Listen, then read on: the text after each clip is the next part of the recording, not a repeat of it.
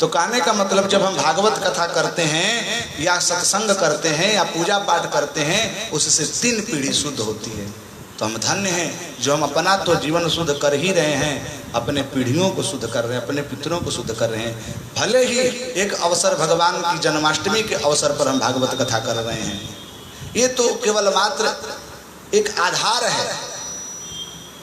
करने वाले भगवान हैं, कब होगा कैसे होगा ये कोई नहीं जानता, लेकिन आधार तो मानना पड़ेगा ना। जन्मोत्सव के आधार पर, विवाह महोत्सव के आधार पर लोग एक जगह जजमान ऐसे ही चर्चा कर रहे थे। एक सत्य घटना बताऊं तो, एक जजमान के यहाँ गया था, कहीं कथा चल रही थी, झारखंड प्रदेश में ही कथा चल रही थी। तो क्या होता है ना कि कई जजमान आते हैं मिलने के लिए, तो लास्ट में कथा वथा संपन्न हो जाती है तो कहते हैं कि बाबा हमारे घर पर भी चलिए, थोड़ा जरा घूम लीजिए। तो होता है किसी किसी का मन अपने घर में ले जा करके प्रसाद पाने के लिए, तो गया।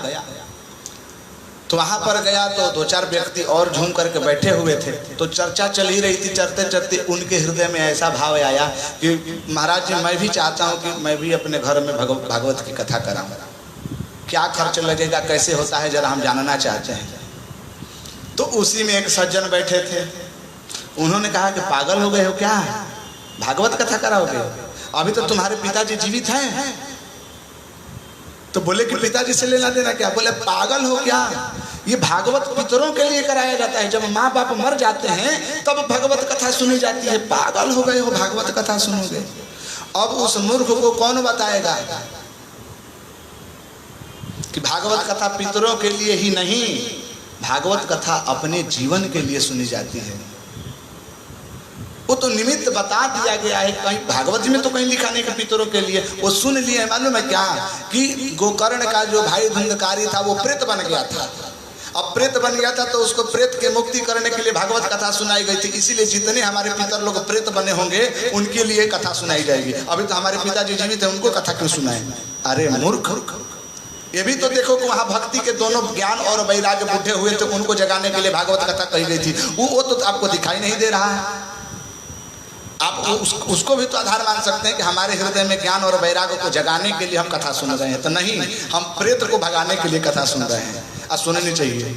अब ऐसे अब मैंने उस समय कुछ नहीं बोला, मैं देख लिया कि भैया दूसरा व्यक्ति जब अपना बीच में टांग अड़ा दिया तो मैं उसको क्या समझाऊं।